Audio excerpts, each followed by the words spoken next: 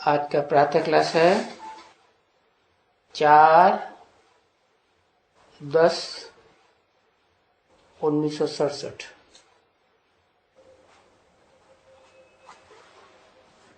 बुधवार।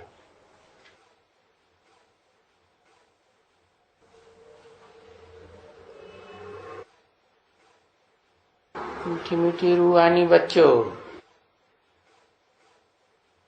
रूहानी बाप बैठ करके समझाते हैं। याद दिलाया कि बच्चे कहीं देहभान में तो नहीं है, इसलिए बोला रूहानी बच्चों। रूहानी बाप बैठ करके समझाते हैं, सुनाते हैं या समझाते हैं? समझाते हैं कि 5000 वर्ष के बाद एक बार आकर के बच्चों को पढ़ाते हैं।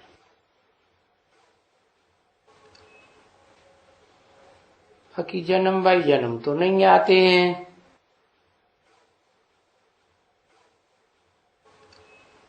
जन्म बाई जन्म तो तुम भक्ति मार्ग में याद करते आए, बिना जाने बिना पहचाने। अभी तो तुमको परिचय मिला कि बाप आकर के हमको पढ़ाते हैं। ठीक है ना बच्चे? ये तो पक्का है कि बाप सदा काल निराकारी निर्विकारी ज्योति बिंदु आत्मा है और हम उनके आत्मा रूपी बच्चे हैं। तो बाप आकर के हमारे साथ क्या करते हैं? मुख्य बात है कि बच्चे पुकारते हैं कि हम पतितों को आकर के पावन बनाओ।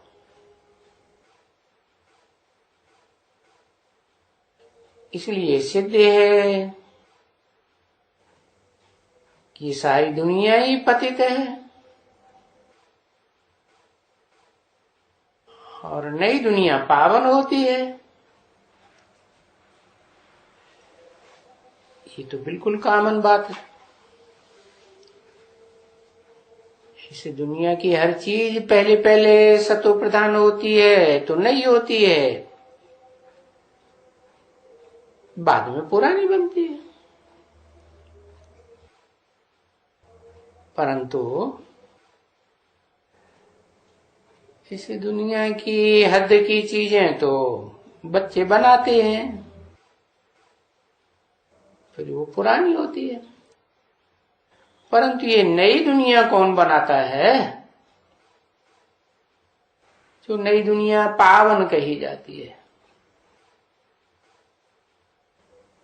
जैसे नया मकान है तो बहुत खूबसूरत होता है, और जब पुराना हो जाता है तो जैसे मंजूर हो जाता है। और उसमें पुराने मकान में मंजूर में बरसात भी पड़े तो गिर जाता है।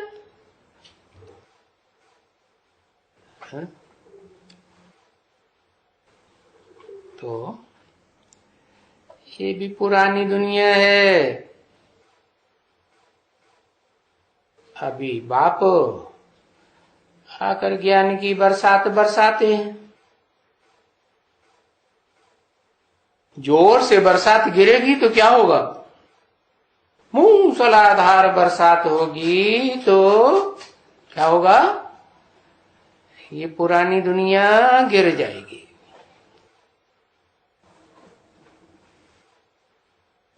पुरानी दुनिया में पुराने मकानों का भी ऐसे होता है ना, है? अब ये तो जानते हो कि सुप्रीम सोल बाप शिव आया हुआ है, और शिव बाप के आने की बात सिर्फ तुम बच्चे ही जानते हो, और तो दुनिया में कोई नहीं जानता। तो फिर एक ही बात अच्छी तरह से समझनी है, जो अभी पढ़ाते भी हैं,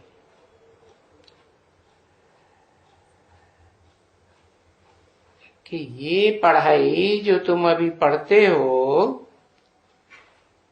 कौन सी पढ़ाई? राजयोग की पढ़ाई। फिर कब तुम बच्चों को पढ़ाई जाती है? फिर तो 5000 वर्ष के बाद ये पढ़ाई पढ़ाई जाएगी। बीच में तो कोई पढ़ाने वाला नहीं है।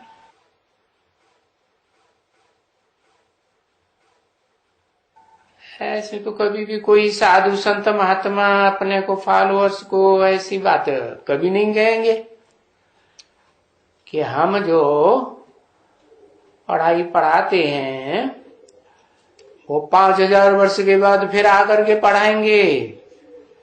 बीच में कोई नहीं पढ़ाएगा। वो इसलिए नहीं कहते हैं कि उनको तो ये कुछ बात मालूम ही नहीं है कि भगवान आकर के पुरानी दुनिया को नई दुनिया बनाते हैं। पुरानी दुनिया कलयुग है ना, शास्त्रों में भी लिखा हुआ है। सतयुग तो 16 कला संपूर्ण, तो नया हुआ ना। त्रेता 14 कला संपूर्ण, द्वापर में आधा रह जाता है, 8 कलाएं, और वो भी द्वापर के अंत में 4 कलाएं रह जाती। और फिर घटते घटते कला छीन 9 कला।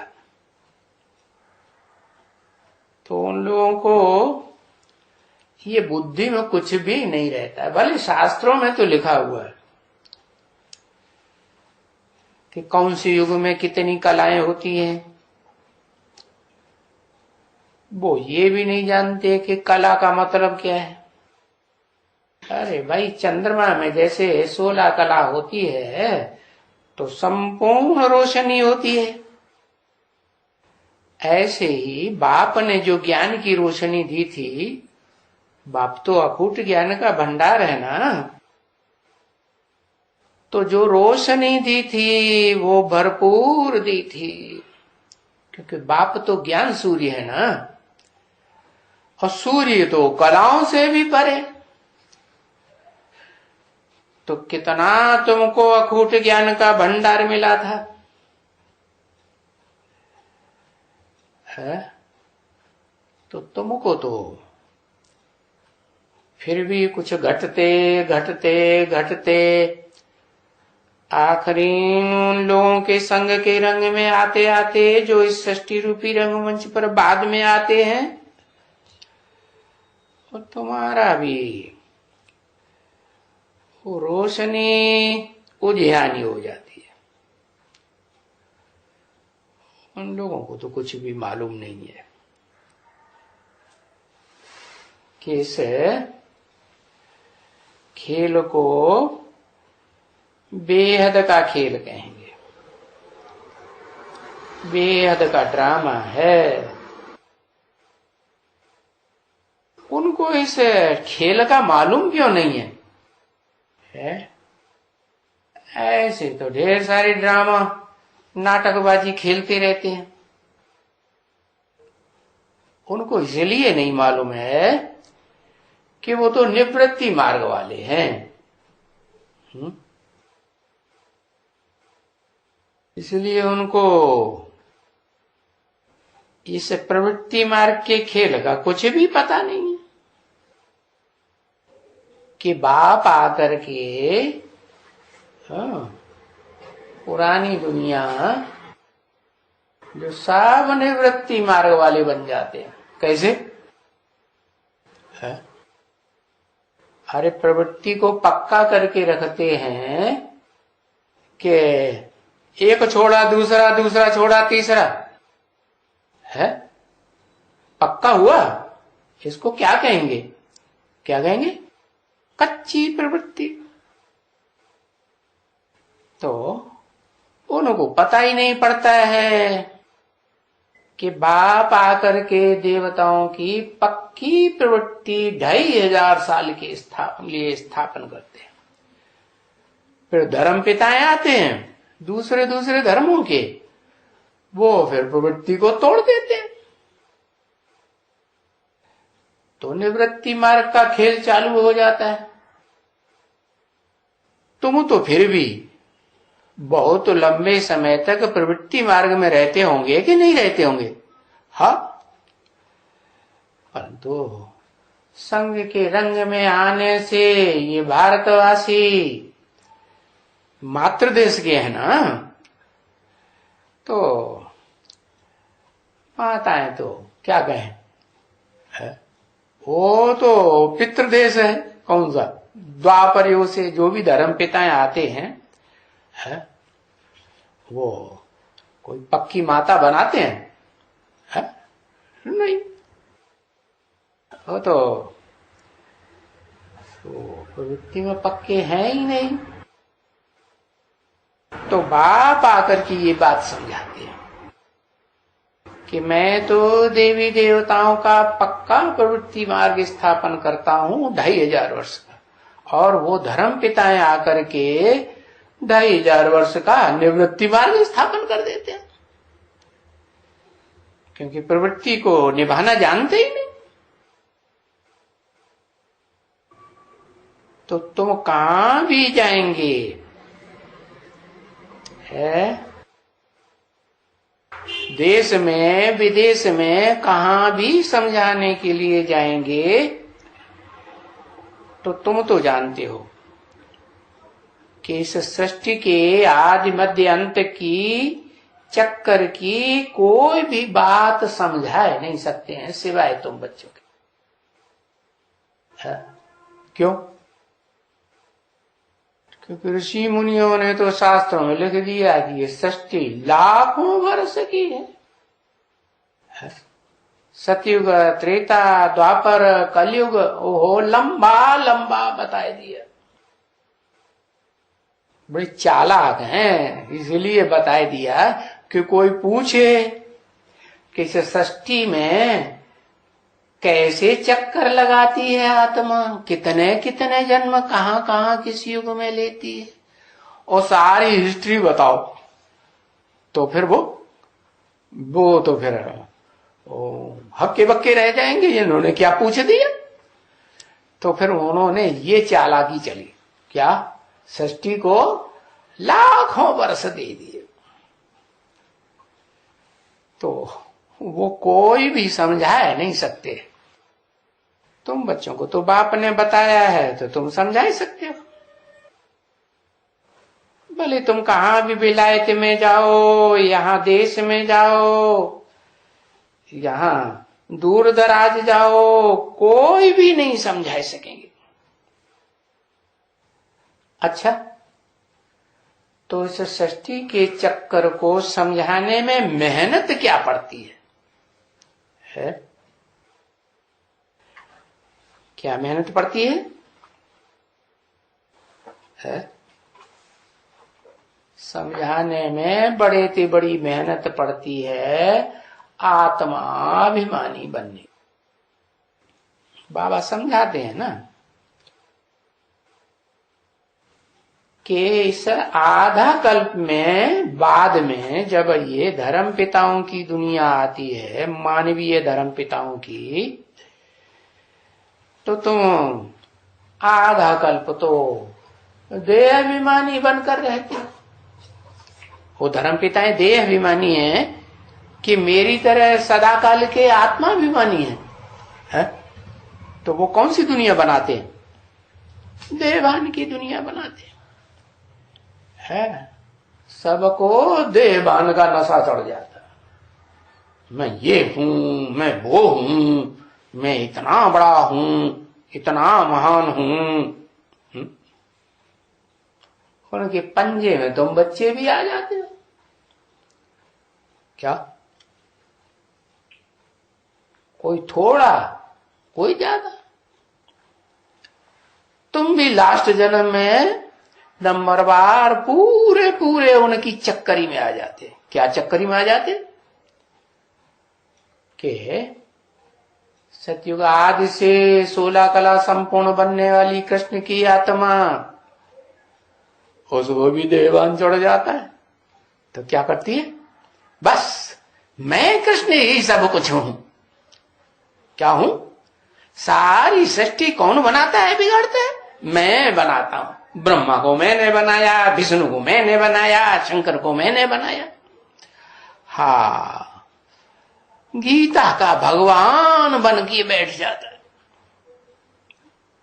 तो देवान का नशा चढ़ा कि नहीं है? और सत्युग के आदि वाली जो आत्मा, जिसको शिव बाबा ने आकर के मालिक बनाया सतयुग का, पहला वो जब ऐसे देवहन में आ जाती है तो दूसरों को क्या हाल होगा? दूसरे तो फिर अपना अपना नंबर लगाना शुरू कर देते। कोई क्या नंबर लगाता है, कोई क्या नंबर लगाता है। हाँ, फिर एक दूसरे को नीचा दिखाना शुरू कर देते। राम बड़ा कि कृष्ण बड़ा, कृष्ण बड़ा कि राम बड़ा, नीचे दिखाते हैं। हाँ, तो एक दूसरे को नीचा कब दिखाया जाता? आत्माभिमानी होते हैं तो एक दूसरे को नीचा दिखाते हैं, कि देवान में होते हैं तब एक दूसरे को नीचा दिखाते हैं? देवान में। तो बाप कहते हैं तुम भी कोई कम थोड़े ही हो, है? लास्ट आखिरी जन्म में आकर के तुम बड़े थे बड़े देह अभिमानी सांडे बन जाते।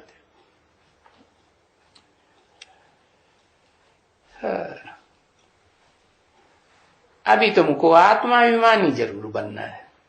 भले बड़े थे बड़े सांडे बन गए है, तुम बच्चों का कोई मुखिया भी होगा ना, वो कौन सा सांडा बन गया है? किस रूप में प्रसिद्ध है? उसको शास्त्रों में कुछ दिखाया है कि नहीं? हाँ, बैल के रूप में दिखाया। बैल, AB। हाँ, बैल। तो बैल के रूप में तुम्हारी मुखिया को दिखाई दिया। कौन है मुखिया तुम्हारा? है? हाँ, अभी तो तुम समझ गए।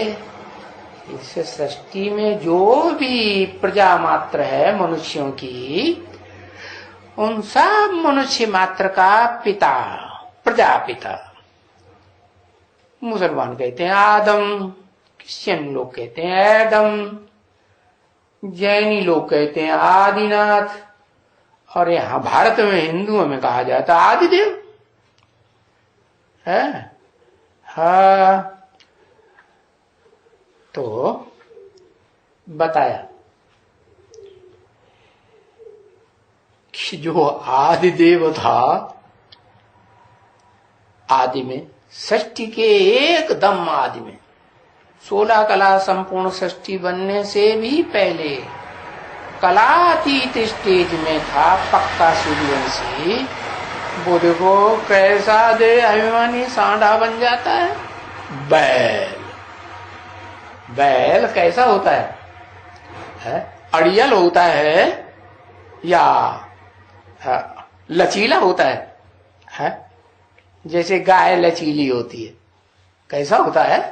अड़ियल होता है। तो वो तो कहेंगे बहुत दे अभिमानी। अभी तुमको आत्माभिमानी बनना जरूर है। क्या नंबरवार बनेंगे कि एक जैसे बनेंगे? बनेंगे तो नंबरवार, क्योंकि तुम पहले भी आत्मा बने थे। नंबरवार बने थे ना, कोई पहले कोई बाद में नंबरवार।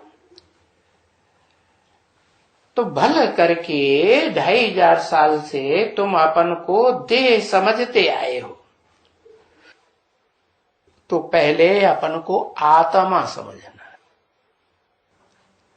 क्या करो, पहला फाउंडेशन ये डालो। ये तपस्या हो गई तुम्हारी। क्या तपस्या हो गई? देह को भूलो, देह की इंद्रियों को भूलो। देह की इंद्रियों से जो सुख लेते आए 63 जन्म से है, खास करके कर्म इंद्रियों से, वो सुख भी भूलो। ऐसे नहीं कि तुम उल्टा समझते रहो। जैसे भक्ति मार्ग में हो गया क्या, आत्मा सो परमात्मा।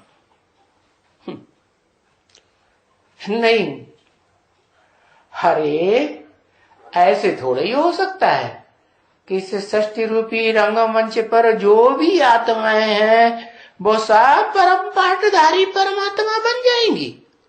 है? परम पाठधारी तो एक हीरो होता है? और उसके साथ जो विशेष पावरफुल आत्मा होती है वो हीरोइन कही जाती है। वो भी तो बराबर होगी कि उसमें भी नंबर, हाँ, उसमें ऊंच नीच तो होता ही है ना, सब नंबरवार होते हैं। तो ये बात भी बुद्धि में रखनी है क्या, कि जैसा जैसा जो पुरुषार्थ करते हैं आत्मिक स्थिति में रहने का और आत्मिक स्थिति में दूसरों को देखने का और आत्मिक स्थिति में दूसरों के साथ व्यवहार करने का, तो वैसा ही फिर उनको पद मिल जाता है। तो अपन को आत्मा समझना है, ऐसे नहीं कि आत्मा सो परमात्मा समझते रहो। क्या कि हम बड़े हैं, हीरो पार्टदार क्या समझेगा? यहाँ जितने भी रंगमंच पर पार्ट बजाने वाले हैं वो क्या है हमारे मुकाबले? और सब नीचे हैं। तो फिर वो नीचे हैं समझेगा तो पहले आत्मा बनेगा, तब समझेगा कि ऐसे ही समझ लेगा। देवभान में रहेगा, दूसरों को मुकाबले जास्ती देवभान में रहेगा तो समझ लेगा? बिल्कुल नहीं समझ सकता। तो पहली पक्की बात ये करो, पहली सीढ़ी ये है क्या, हाँ, ये 84 के चक्कर में 84 जन्मों की 84 सीढ़ियां चढ़ने के लिए पहली सीढ़ी मैं ज्योति बिंदु आत्मा हूं और भ्रकुटी के मध्य में मेरा निवास स्थान। कैसी कुटी? ऐसी कुटी जो भरी पूरी कुटी बन सकती है। भरी पूरी कुटी कैसी है? कैसी भरी पूरी है? सदा काल की भरी पूरी प्रकुटी या नंबरवार अल्पकाल की भरी पूरी प्रकुटी है?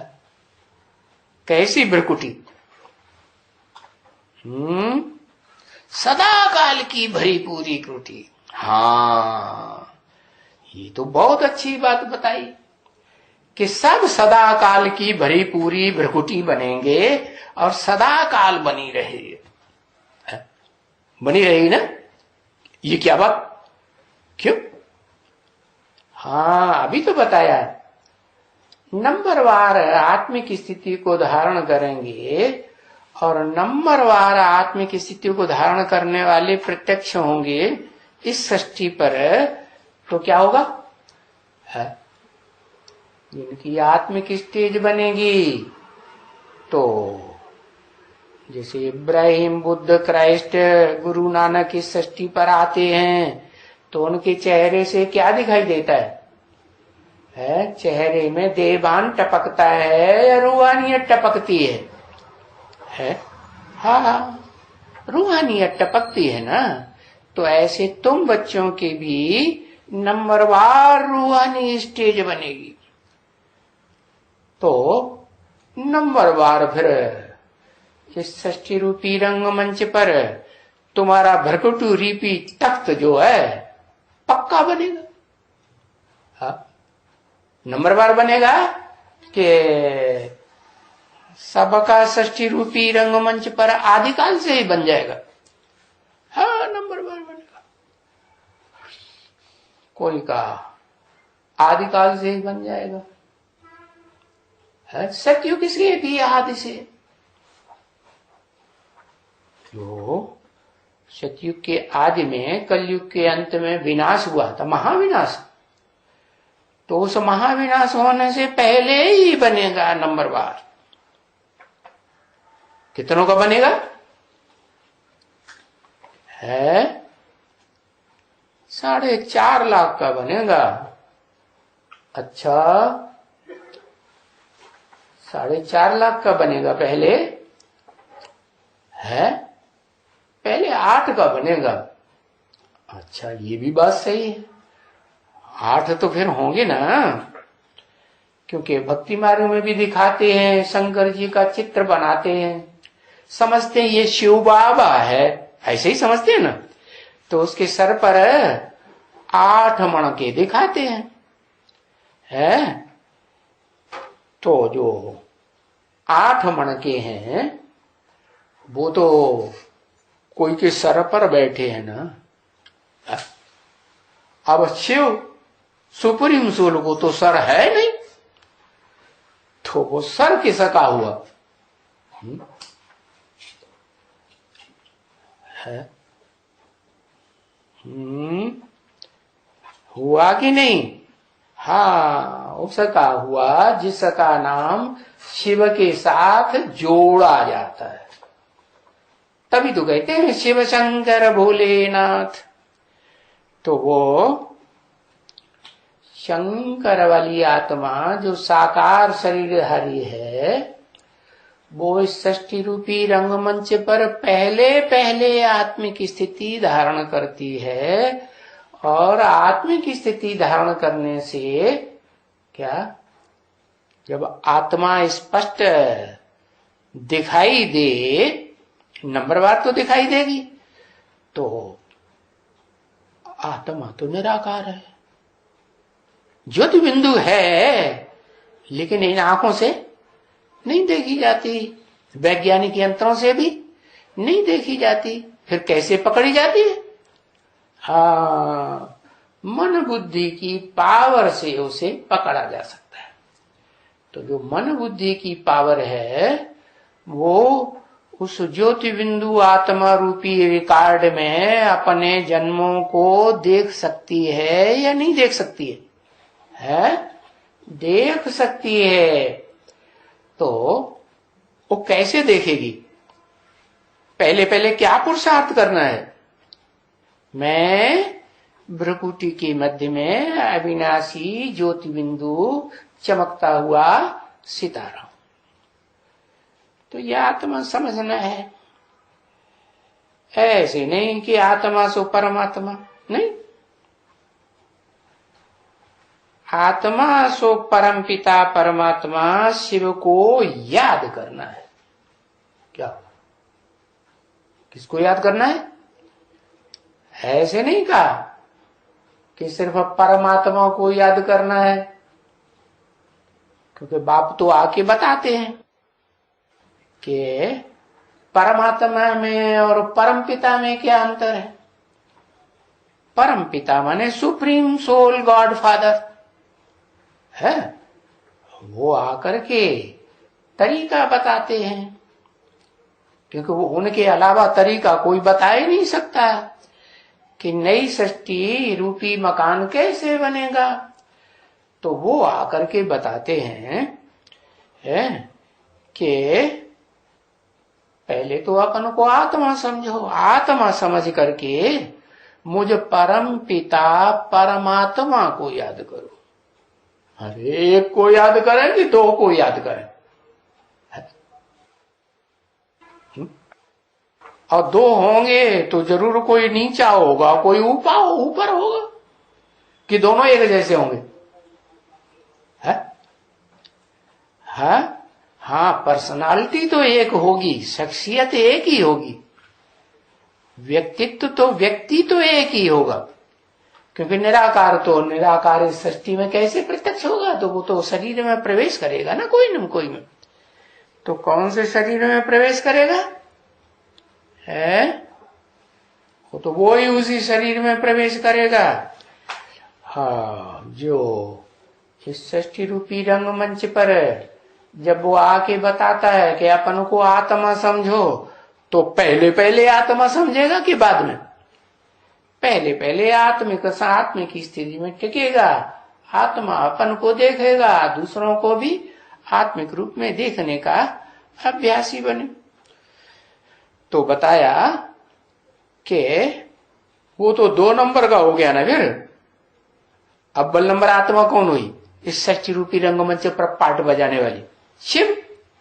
और 2 नंबर की, हाँ, शिव को कहेंगे परम पिता, आत्माओं का परम माने जिससे ऊंचा कोई पिता होता ही नहीं। और वो जिसमें प्रवेश करता है वो हुआ परम आत्मा, अर्थात इस सृष्टि रूपी रंगमंच पर पार्ट बजाने वाली परम पार्टधारी, अपने स्वरूप को पहले पहले पहचानने वाली आत्मा। तो बताते हैं कि अपन को आत्मा समझ, परम पिता परमात्मा को याद करो। अरे कभी कहते हैं माम एकम याद करो, है? कहते हैं कि नहीं? और कभी कहते हैं ये दो को याद करो। कहने वाला कौन? शिव। तो वो जो शिव एक आत्मा है, ज्योति बिंदु, तो एक को याद करें या दो को याद करें? दो आत्माओं को याद करें, एक को याद करें। हाँ, ये तो बात ठीक है। लेकिन धर्म पिताएं जो विदेशी और विधर्मी बनते हैं, वो किसे याद करते हैं? एक को याद करते हैं। तो फायदा हुआ उनको या घाटा हो गया? हा? क्या हो गया? जब प्रवेश करता है किसी एक तन में, तभी पहचान सकते हैं।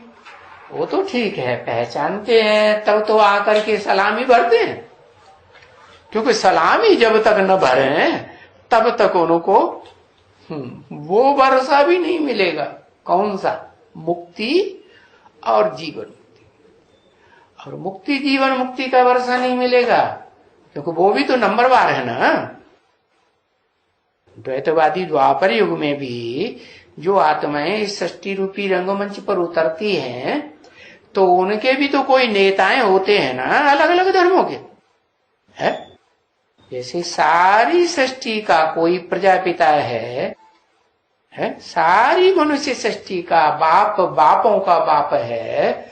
ऐसे ही द्वापर युग से जो धर्म पिताएं आते हैं, वो अपने अपने धर्म के प्रजापिता हुए ना। हाँ, तो वो पद भी उनको नहीं मिलेगा। जो धर्म पिताएं इस सृष्टि रूपी रंगमंच पर नंबरवार एक के बाद एक आते हैं। तो बताया कि ऐसे नहीं है कि वो पहचानते ही नहीं है, पहचानते तो हैं, बाद में पहचानते हैं। पहले वही मगरूरी। कौन सी मगरूरी? देहभान की। अपन को देह नहीं भूलती। और इतना ही नहीं, वो जिनमें प्रवेश करते हैं, आधार मूर्त कहो, है, इस सृष्टि रूपी वृक्ष की जड़ें कहो, है ना, तो हो भी देवान में उनके संग के रंग से आ जाती है, और उनके भी जन्म कम हो जाते। और वो जड़ें काहे से निकलती है? जड़ें बीज से निकलती है। तो वो जो बीज है ना, वो बीज भी नंबरवार बन जाते हैं। क्या? कोई इस्लाम धर्म के बीज बन जाते हैं, कोई क्रिश्चियन धर्म के बीज बन जाते हैं, कोई किस धर्म के बीज बन जाते हैं। समझा कि नहीं समझा? तो वो बीजों में भी संग के रंग का छिलका कुछ न कुछ चढ़ता जरूर है। क्यों चढ़ गए? है? उन्होंने तो बाप को जल्दी पहचाना, क्योंकि तो बीज रूप आत्माएं हैं। है? बीज तो सूक्ष्म होता है ना, तो सूक्ष्म सूक्ष्म को जल्दी पहचानेगा कि बाद में पहचानेगा? है? जल्दी पहचानता है। तो जो जल्दी पहचानने वाली आत्माएं हैं सुप्रीम सोल शिव को, उनके ऊपर छिलका क्यों चढ़ जाता है? है? नंबरवार ही छिलका चढ़ता है। हाँ, जिनके साथ पार्ट बजाते हैं तो मोह आ जाता है। क्योंकि भारतवासी माताएं है ना, उनका जो मुखिया है ना, कौन है मुखिया? है? कौन मुखिया? हाँ, उन्होंने कहा जो बीज रूप आत्माओं का भी मुखिया है, आधार मूर्त आत्माओं का भी मुखिया है, और सारी सृष्टि रूपी रंगमंच पर मुख्य पार्टधारी, हीरो पार्टधारी है, वो भी पहले पहले क्या बनना पड़ता है उसे?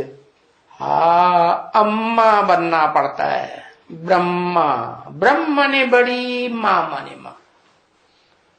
और शास्त्रों ने तो दिखाई ही दिया है कि बाप आते हैं सुप्रीम सोल, तो कोई एक को मां थोड़े ही बनाते हैं।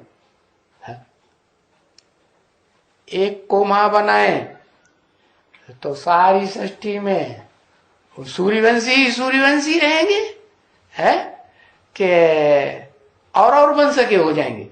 हाँ, एक ही वंश के पक्के रहे तो फिर वो नंबरवार तो बनने हैं। और ये परंपरा भारत में है, खास भारत में क्या कि पुरुष की एक स्त्री मर जाती है तो दूसरी कहते हैं दूसरी जूती लेते हैं, तीसरी जूती लेते हैं, चौथी लेते हैं, पांचवी लेते हैं, पांच चार शादियां कर लेते हैं। परंपरा किसने डाली है? हाँ, बाप आते हैं तो वो भी इस षष्ठी रूपी रंगमंच पर कौन सी युग में आते हैं? है? पांचवें युग में आते हैं। हाँ, तो सबसे ऊंचे ऊंची युग कौन सा है? जब बाप आते हैं, वो ही सुप्रीम सोल बाप जिस युग में आते हैं वो ही ऊंचे ऊंची युग है। उसको कहते हैं पुरुषोत्तम संगम युग। क्यों? क्योंकि पुरुषों में उत्तम ते उत्तम आत्माएं नंबरवार कौन कौन बनती हैं, वो इस युग में ही प्रत्यक्ष होता है सारे संसार के सामने। 500-700 करोड़ मनुष्य आत्माएं जान जाती हैं। क्या क्या जान जाती हैं?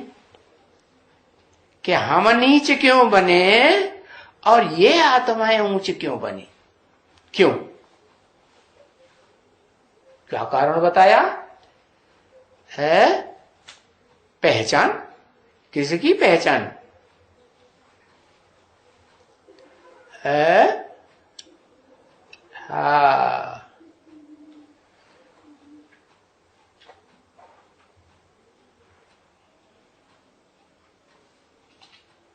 हाँ, कि आत्मिक स्थिति में आने वाले पहले पहले कौन बने हैं नंबरवार। 500 करोड़ भी आत्मा होगी, वो भी जान जाएगी कि हमने सबसे लास्ट में आत्मिक स्थिति का पुरुषार्थ किया, देह भाने में बहुत रहे। मैं ये हूं, मैं वो हूं, देह भान का जो छिलका है ना वो उतरता ही नहीं। जैसे हाथी होता है ना तो उसकी चमड़ी मोटी होती है कि पतली होती है? हाँ, कैसी होती है? मोटी चमड़ी होती है। तो वो क्या करता है? हाँ? वो देह भान में हिलता ही रहता है, मेरे से बड़ा कोई नहीं। तो बताया कि ये बाप आते हैं तो पहली पहली ये बात बताते हैं। क्या क्या बात? कि अपन को ज्योति बिंदु आत्मा समझो। आत्मा समझेंगे तो क्या होगा? आत्मा समझेंगे। मैं भैंस हूं का वो मिसाल दिया ना, तो जो मैं भैंस हूं तो क्या कहते हैं? मैं इसे खिड़की में से कैसे निकलूं? खिड़की तो बहुत छोटी है ना? हाँ, तो बताया ये तो एक मिसाल है कि संकल्प जैसा करेंगे वैसे ही बनेंगे ना, है? तो संकल्प बीज है, जैसा बीज होता है फिर वाचा में आता है, फिर कर्मणा में भी आ जाता है। तो क्या करना है? क्या बीज डालना है? पहले पहले मैं ज्योति बिंदु आत्मा हूं। अब जब आत्मा हूं, है, देह नहीं हूं, तो आत्मा को क्या क्या चाहिए? है? आत्मा को क्या क्या चाहिए? अरे जल्दी बताओ, कुछ कुछ खास खास चीजें बता दो। है? अरे क्या क्या चाहिए? लिखते नहीं जल्दी। कुछ नहीं चाहिए। अच्छा, तो आत्मा को कुछ नहीं चाहिए तो आत्मा बनेंगे कब से? आज से? कुछ नहीं चाहिए? है? अरे भाई, खाने पीने के लिए, पेट में डालने के लिए कुछ चाहिए कि नहीं चाहिए? कुछ नहीं तो हवा तो चाहिए, है? योग चाहिए। किससे योग? है? योग किससे? है? बाप से। अरे बाप तुम बाप से पैदा नहीं हुए, बाप से योग लगाएंगे? ऐसा कोई है इस दुनिया में जो बाप से पैदा ना हुआ हो? हाँ, पैदा हुए तो कौन से बाप से योग लगाएंगे? अधूरी अधूरी बातें बताते हैं। हाँ, आत्माओं के बाप से योग लगाएंगे, जैसे धर्म पिताएं करते हैं ना। क्या करते हैं कि वो आत्माओं के बाप निराकार शिव से योग लगाते हैं, तो फिर वो द्वापर युग में जाके जन्म ले लेते हैं। क्या अधूरी पहचान हुई कि पूरी पहचान हुई? कैसी पहचान हुई? अधूरी पहचान हुई। तो अधूरी प्राप्ति होगी, अधूरा पुरुषार्थ करेंगे, हैं? हाँ, घड़ी घड़ी बदलते रहते हैं। अरे इतने साल हो गए पढ़ाई पढ़ते पढ़ते, पक्का कर देना चाहिए कि एक आत्मा से योग लगाएंगे या वो आके प्रवृत्ति मार्ग स्थापन करता है। सन्यासी क्या करते हैं? सन्यासी करते हैं कि मेरे से सुनो, है क्या? अरे तेरे से क्या सुने? वही सन्यासी बन जाओ, मेरे मठ पंथ में आ जाओ, तुम घर गृहस्थ छोड़ दो। यही सिखाएंगे ना? हाँ, अपने चेले चपाटों को यही सिखाते हैं।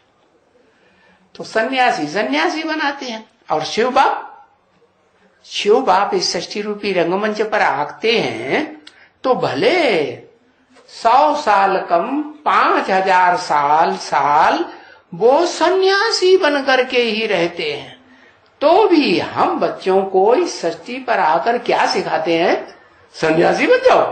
नहीं, क्या सिखाते हैं?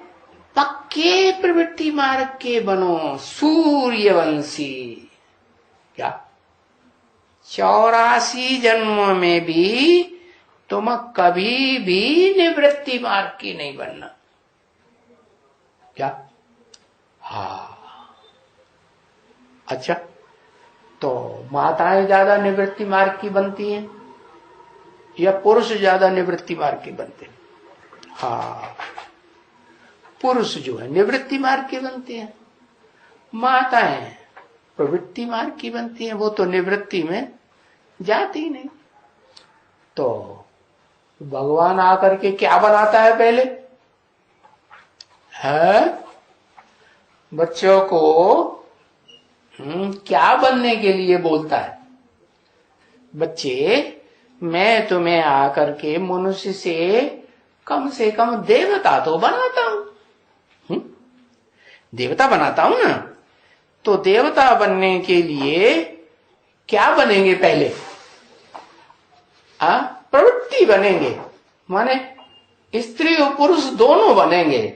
अरे क्या बनेंगे? आत्मा बनेंगे।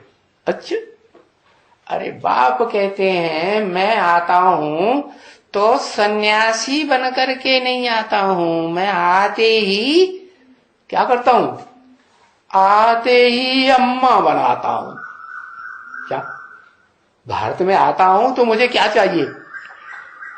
यह सृष्टि चलाने के लिए तो अम्मा चाहिए ना, पहले परिवार बनाने के लिए। तो जिस तन में प्रवेश करता हूं उसको मैं पहले अम्मा बनाता हूं। मां मुसीबत, जन्म जन्मांतर पुरुष बन के रहे। ये कहते हैं अम्मा बनो। क्यों भाई अम्मा क्यों बने? क्या खासियत है अम्मा में? अम्मा में जो खासियत है वो बप्पा में नहीं हो सकती। हो सकती है? क्यों नहीं हो सकती? किसी के घर में अम्मा मर जाए, 4-6 बच्चे हों, छोटे बड़े, तो क्या वो पाल नहीं सकता है? नहीं पाल सकता। क्यों है? क्यों नहीं पाल सकता है? उतना अच्छा नहीं पालेगा। क्यों नहीं पालेगा भाई? अरे जो शिव बाप है, परम पुरुष कहा जाता है कि छोटा मोटा पुरुष? परम पुरुष कहा जाता है। और वो इस सृष्टि पर आता है तो वो पुरुष तन को चुनता है या स्त्री चोले को चुनता है? पुरुष तन को चुनता है। और पुरुष तन में भी जो आत्मा निवास करने वाली है, वो बड़े से बड़ी पार्ट बजाने वाली आत्मा, बड़ा तो बड़ा भाई है आत्माओं में, या नंबरवार छोटा भाई है, बड़ा भाई, तो वो उसको अम्मा बनाता है कि नहीं? है? बनाता है ना। तो तुम ऐसे नहीं करोगे है? जो बड़ा बच्चा हो उसको कहे अम्मा बन करके इनकी टट्टी पेशाब साफ करो बच्चों की। नहीं करवाओगे? करवाओगे कि नहीं? है? नहीं, हम दूसरी शादी कर लेंगे। और दूसरी शादी कर लेंगे वो तो फिर अपने बच्चों को ज्यादा ध्यान देगी है कि तुम्हारे पहलौटी के बच्चों को ज्यादा ध्यान देगी। उनका तो सत्यानाश कर देगी। वो करेगी कि नहीं?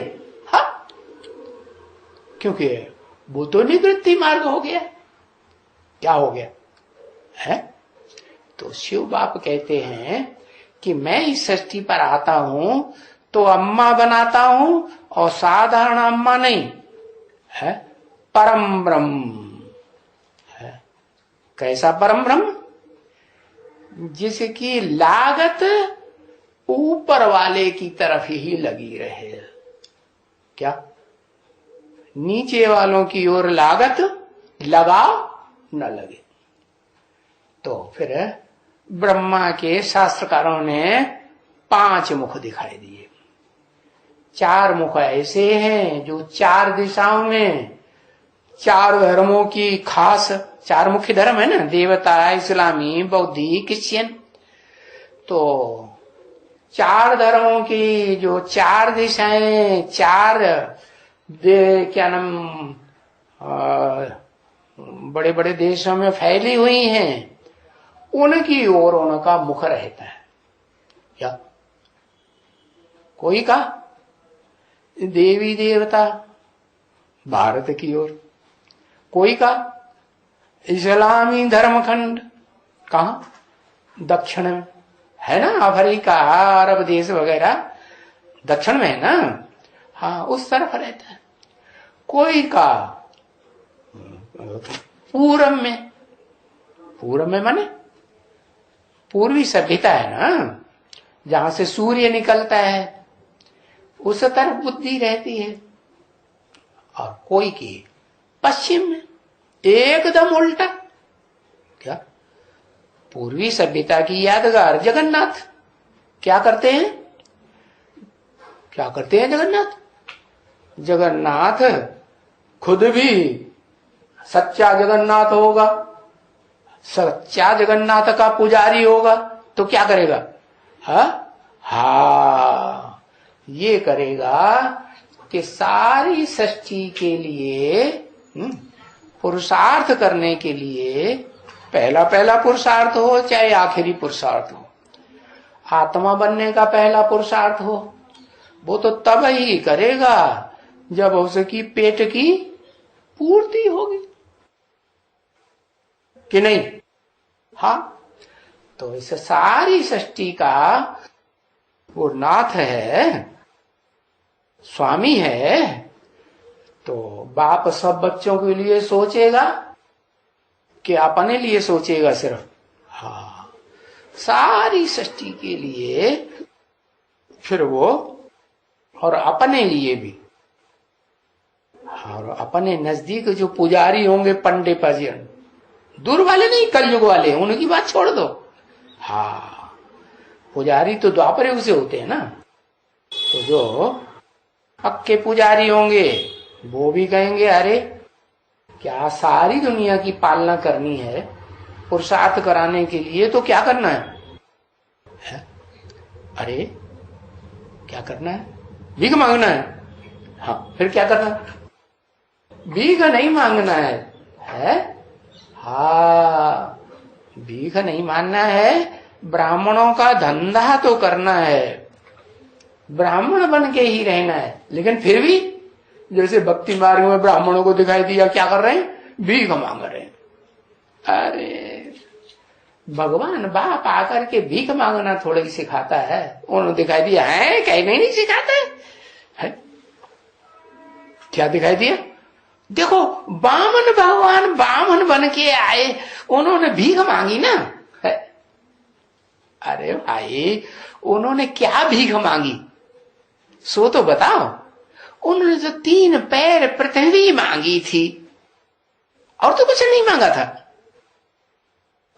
भाई ज्ञान सुनाने के लिए हमें जगह चाहिए कि नहीं? हाँ? भगवान को और भगवान के बच्चे पांडवों को, भगवान सबसे बड़ा पंडा है ना, है? बड़े से बड़ा तीर्थ कौन सा? आत्मलोक, आत्मलोक की यात्रा कराने वाला है, तो वो बड़े से बड़ा तीर्थ का पंडा है, बड़े से बड़ा। और पंडा के बच्चे पांडु के बच्चे हो गए पांडव, जो भगवान को फॉलो करते हैं। तो उनको क्या चीज नहीं मिली? सब कुछ मिलता है, क्या नहीं मिलता है? 3 पैर पृथ्वी के नहीं मिलते है, जहां आराम से बैठ करके पुरुषार्थ करें। और मिलते हैं तो देखो कैसे मिलते हैं। आहा, उनसे कहते हैं कि पृथ्वी तो दी, लेकिन वातावरण कैसा बनाया कुंभकर्णों वाला है। इस कुंभकर्णी वातावरण में बैठेंगे तो हमारा क्या हाल होगा? आत्मा की याद रहेगी। कुंभकर्णों को देहभान बहुत ज्यादा होता है। राक्षसों में सबसे बड़ा राक्षस कौन सा दिखाते हैं? जो लंबा चौड़ा। कैसा लंबा चौड़ा? उसके एक हाथ काट दिया है तो उसने धनुष बाण छोड़ दिया। एक हाथ से ही गदा चलाते चलाते ढेर सारे बंदरों की सेना मार डाली। दूसरा हाथ भी काट दिया तो उसने गदा भी छोड़, गदा हाथ ही कट गया, गदा कहां से पकड़ेगा? त्रिशूल कहां से पकड़ेगा? तो फिर उसने क्या किया? है। हाँ, लात से ही मारा मारी शुरू कर दी, ढेर सारे मंदिरों में। टांग भी एक काट दी, एक टांग से टिंग टिंग टिंग, ढेर सारे बंदरों को मार डाला दबोच के। दूसरी टांग भी काट दी, तो क्या कहा, ऐसे ही लुढ़कने लगा, लुढ़क के उसने ढेर सारों को मार दी। इतना भारी देहबंद। और उसे मालूम कैसे जगाना पड़ता था, उसकी नाक में लंबी लंबी लाठी डाली जाती थी, और लाठी डाल के हिलाते थे, और जोर जोर से बाजे बजाए जाते थे।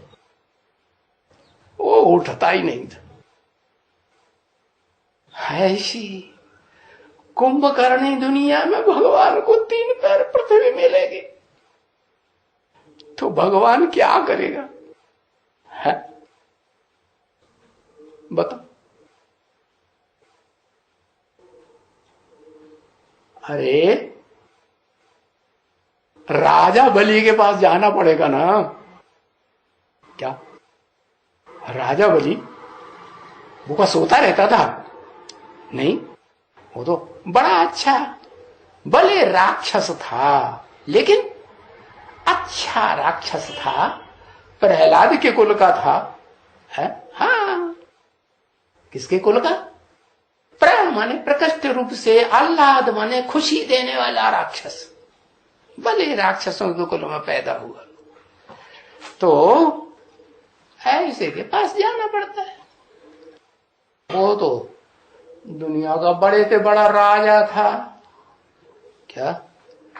तो उससे 3 पैर पृथ्वी मांगी, तो उन्होंने अपना बुद्ध रूपी पांव इतना लंबा किया कि उनकी सारी दुनिया की बादशाही नाप ली।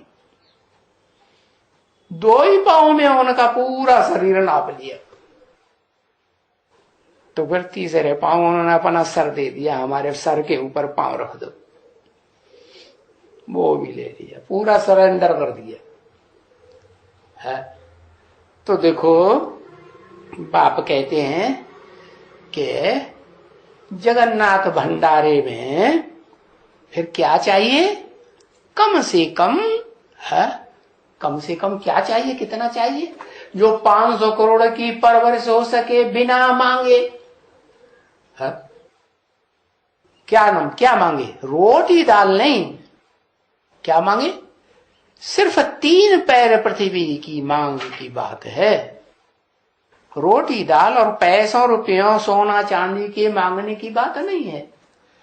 तो बताया कि क्या करना पड़े, आत्मा बनना पड़े। पहली बात आत्मा रख दी।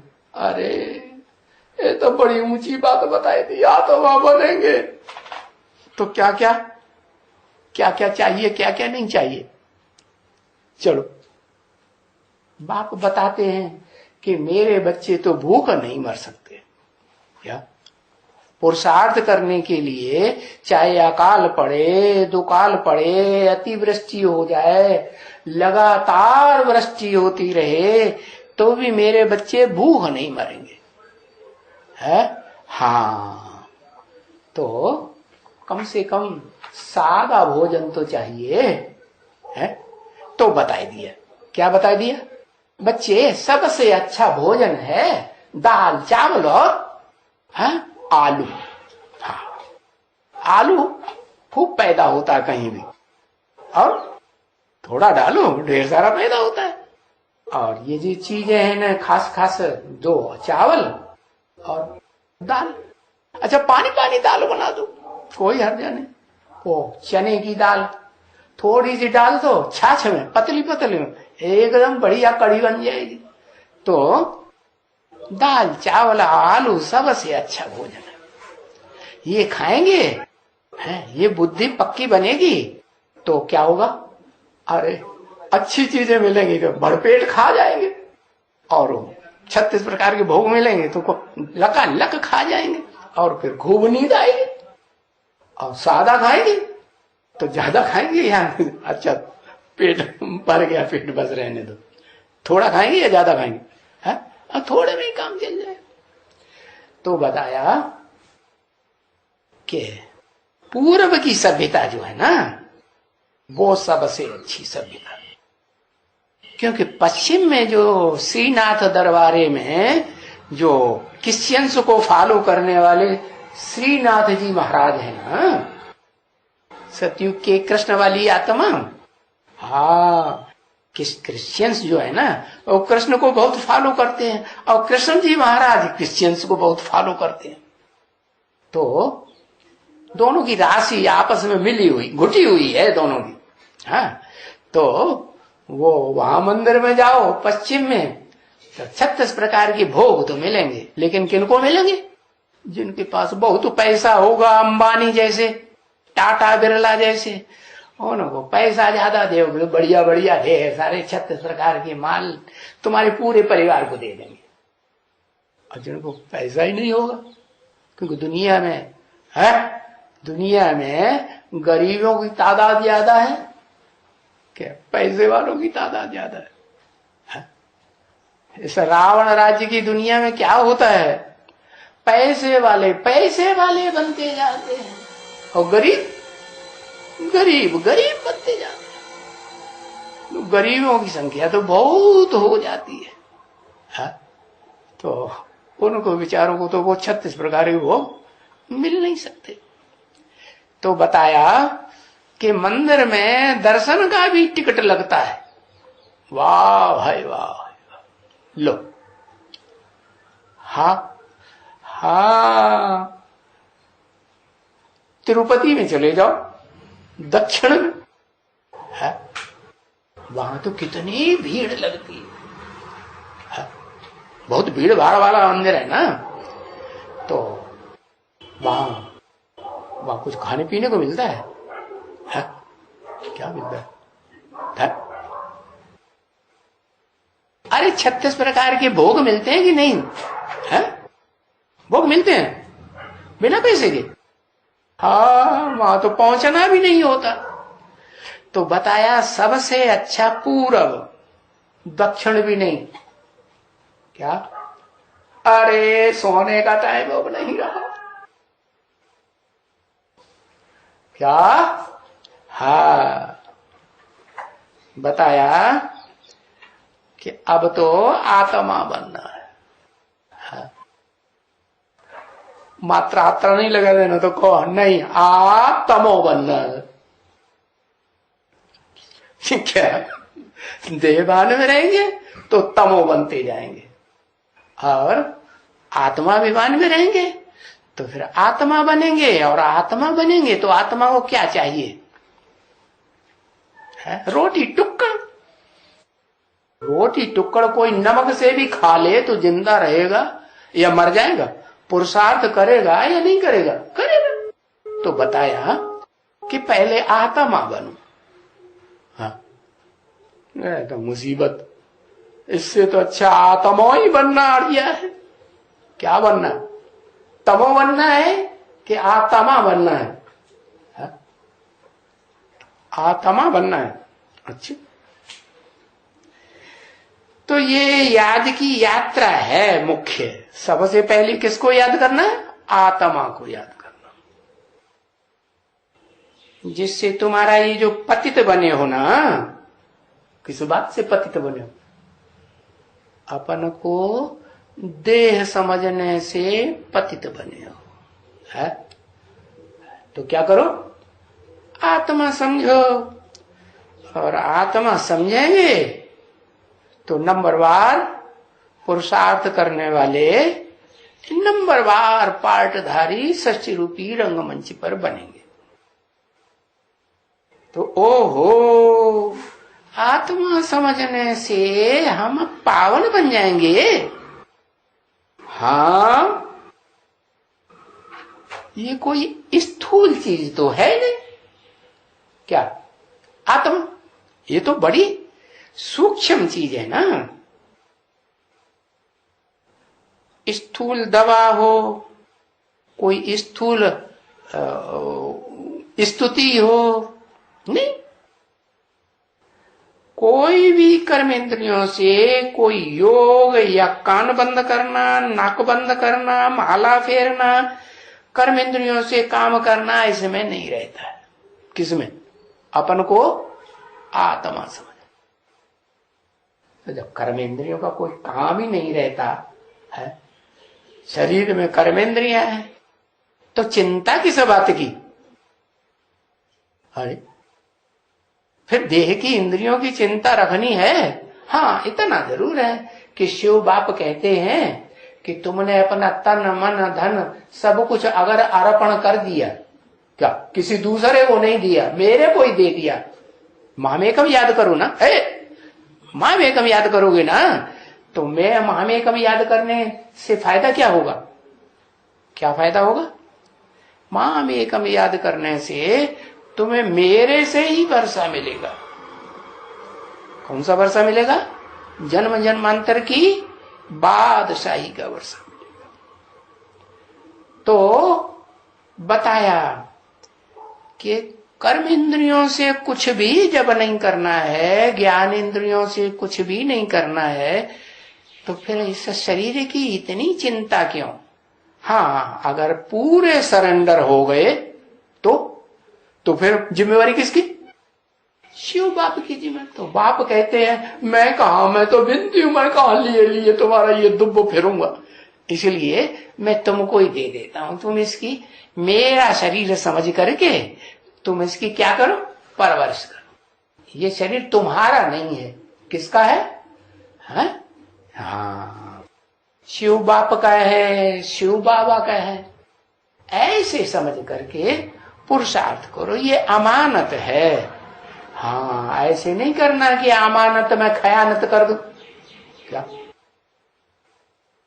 कोई गरीब आदमी है, उसने जिंदगी भर में 100, 200, 500 कमाए हैं, चोर डकैत बहुत बढ़ गए हैं, वो संभाल नहीं सकता, तो तुम्हारे पास रख दिए कि भाई ये 500 रुपया हमारे संभाल लेना, तो अमानत हो गई ना।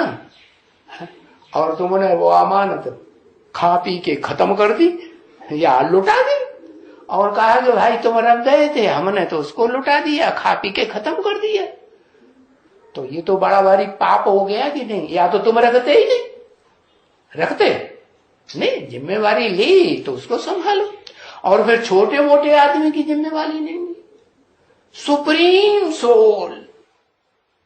और इस मनुष्य सृष्टि का कैसा सुप्रीम बाप, उससे बड़ा कोई बाप भी नहीं होता, उससे बड़ा इस सृष्टि का कोई विश्व का बादशाह भी नहीं होता, उसकी अमानत में खयानत कर दी तो कितना बड़ा दंड मिलेगा। अरे सोने का टाइम नहीं है?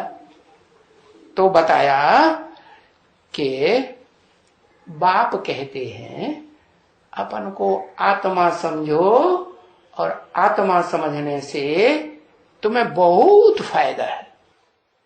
क्या?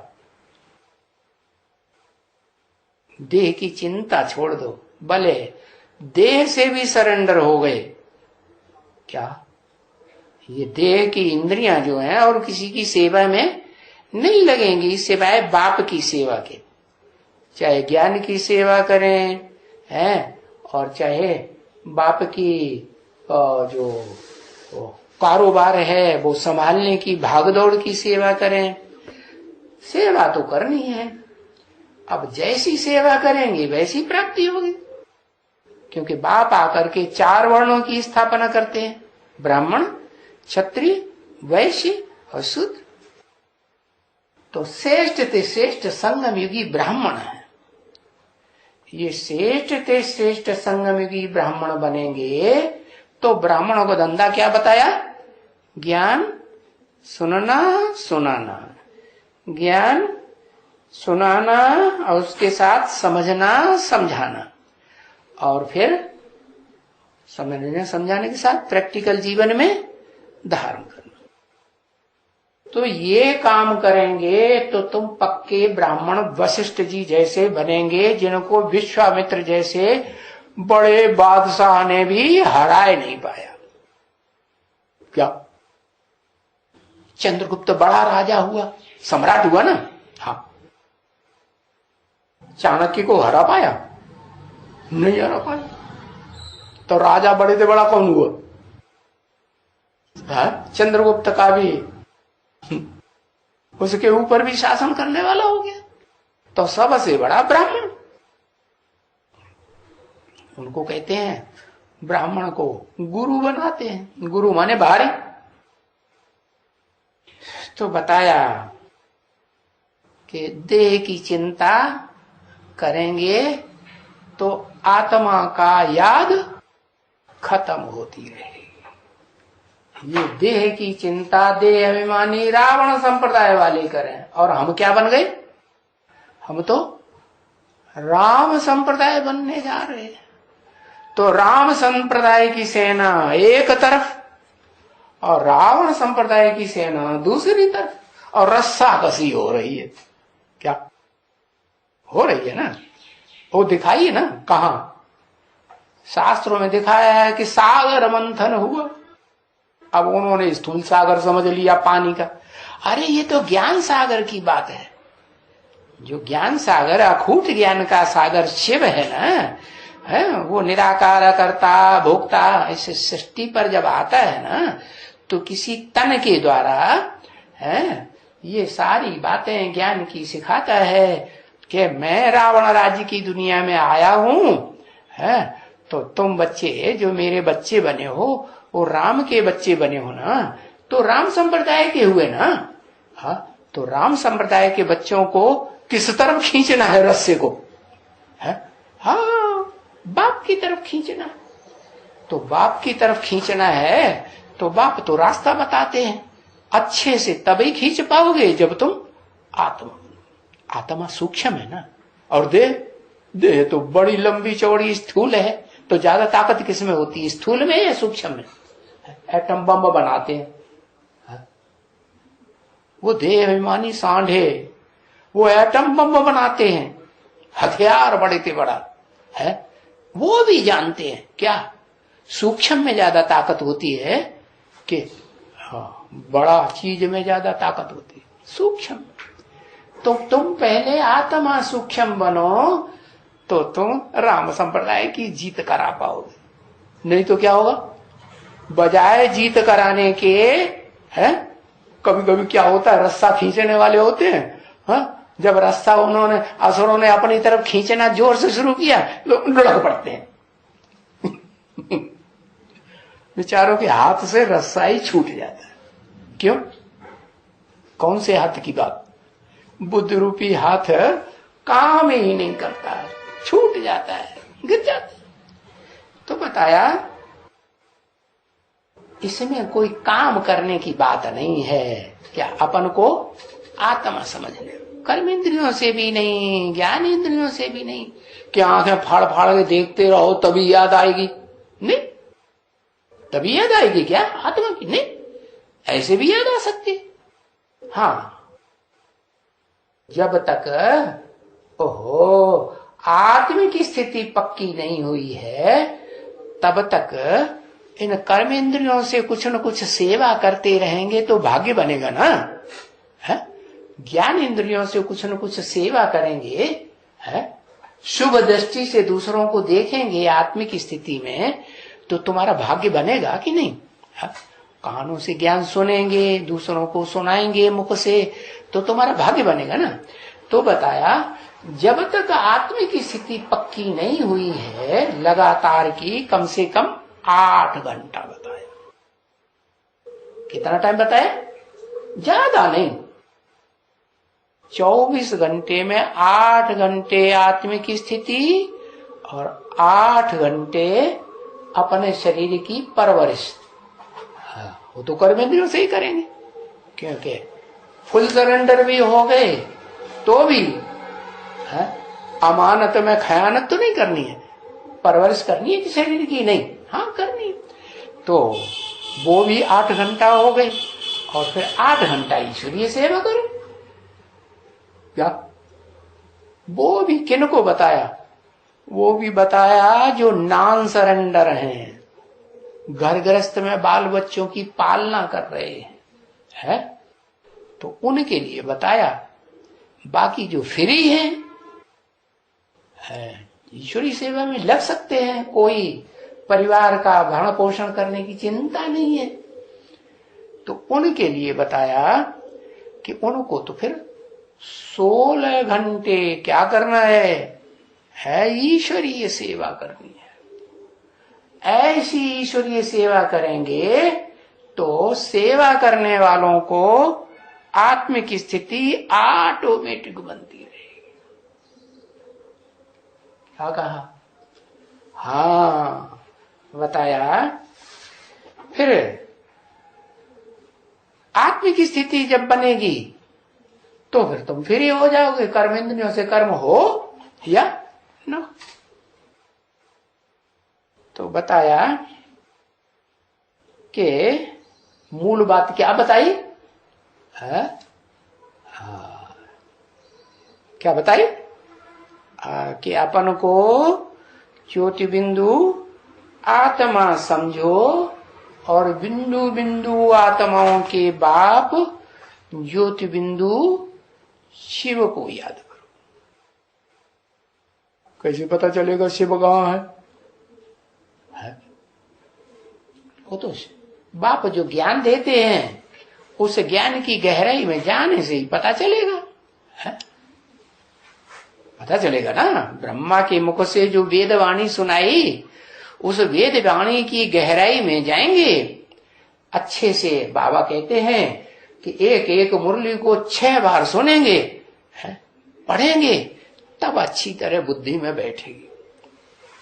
तो इतनी मेहनत करेंगे तो जरूर बुद्धि में बैठेगा। बताया बाप को याद करो, तो वो बाप भी तब याद आएगा जब बाप को पहचानेंगे, नहीं तो बिंदी को कैसे पहचानेंगे? बिंदी बिंदी तो कीड़े मकोड़े, मच्छर आया वो भी बिंदी है? तो क्या मच्छर को याद करेंगे? है? मच्छर थोड़ा ही ज्ञान सुनाएगा, है? मच्छर तो ये तो कीड़ा मकोड़ा है, कीड़े मकोड़े में बाप थोड़े ही आते हैं। सुप्रीम सोल बाप आएगा तो मन बुद्धि वाले में आएगा, जिसकी वाचा चलती हो उसमें आएगा, न कि कीड़े मकोड़ों पशु पक्षियों में आएगा। नहीं, तो वो तो मनुष्य तन में आता है। और मनुष्यों में भी जो ऊंचते ऊंच पाटधारी मनुष्य है, सृष्टि का सबसे पुराना पुरुष, शास्त्रों में कह दिया पुराण पुरुष। उन्होंने विष्णु को बताई दिया, सो भी सत्युग के आदि वाले विष्णु 16 कला संपूर्ण को उन्होंने बताई दिया पुराण पुरुष। उन्हें यही पता नहीं है कि इसे षष्ठी रूपी रंगमंच पर पुराने ते पुराना जो मनुष्य है वो तो कभी मरता ही नहीं शरीर से, क्या उसकी देह कभी खलास ही नहीं होती। क्यों? क्योंकि वो देह के जर्रे जर्रे को भी, है, रोम रोम को भी क्या बनाए देता है? आत्मिक स्थिति में स्थित कराए देता है। इसलिए उसके शरीर का भी यादगार मंदिरों में लिंग बड़ा रूप रखा हुआ है। वो लिंग भी कैसा हो गया? आत्माभिमानी हो गया कि देह अभिमानी रहा? आत्मा तो अजर अमर अविनाशी। तो बताया है आज की पढ़ाई में क्या मुख्य बात बताई? पहली बात अपन को आत्मा समझो, आत्मा देखो।